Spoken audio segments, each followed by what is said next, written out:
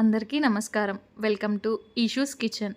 ఈరోజు మనం తెలంగాణ ఫేమస్ అయిన ఎంతో రుచికరమైన ఆరోగ్యవంతమైన నువ్వుల పచ్చిపులుసుని ఎలా చేసుకుందామో చూస్తాం. ముందుగా ఒక నిమ్మకాయ సైజ్ అంత చింతపండుని తీసుకొని గిన్నెలో వేసుకొని ఒకసారి శుభ్రంగా కడుక్కొని సరిపడా నీళ్లు వేసుకొని 10 నిమిషాలు పక్కకు నానబెట్టుకుందాం.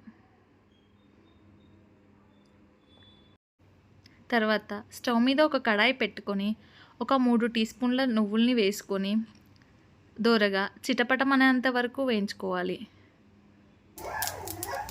నువ్వులు చిటపటమన్న తర్వాత స్టవ్ ఆఫ్ చేసుకొని చల్లారిన నువ్వుల్ని ఒక మిక్సీ జార్లో తీసుకొని ఒక మీడియం సైజ్ ఆనియన్, ఒక 2 పచ్చిమిర్చి వేసుకొని మెత్తగా మిక్సీ చేసుకోవాలి.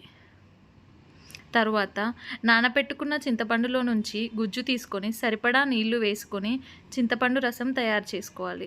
తయారు చేసుకున్న చింతపండు రసంలో ఆల్రెడీ మనం మిక్స్ చేసి పెట్టుకున్న నువ్వులు, పచ్చిమిర్చి, ఆనియన్ పేస్ట్ వేసుకొని సరిపడా ఉప్పు వేసుకొని మంచిగా కలుపుకొని అందులో సన్నగా పొడుగ్గా కట్ చేసుకున్న ఆనియన్ వేసి ఒకసారి కలుపుకోవాలి.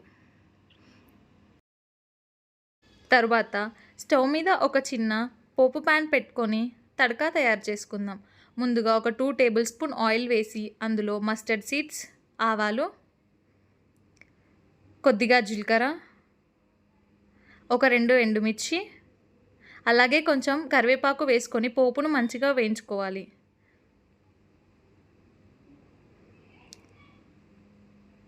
పోపు మాడకుండా చూసుకోండి. పోపు మాడితే పచ్చిపులుసు టేస్ట్ మొత్తం ఖరాబ్ అయిపోతుంది.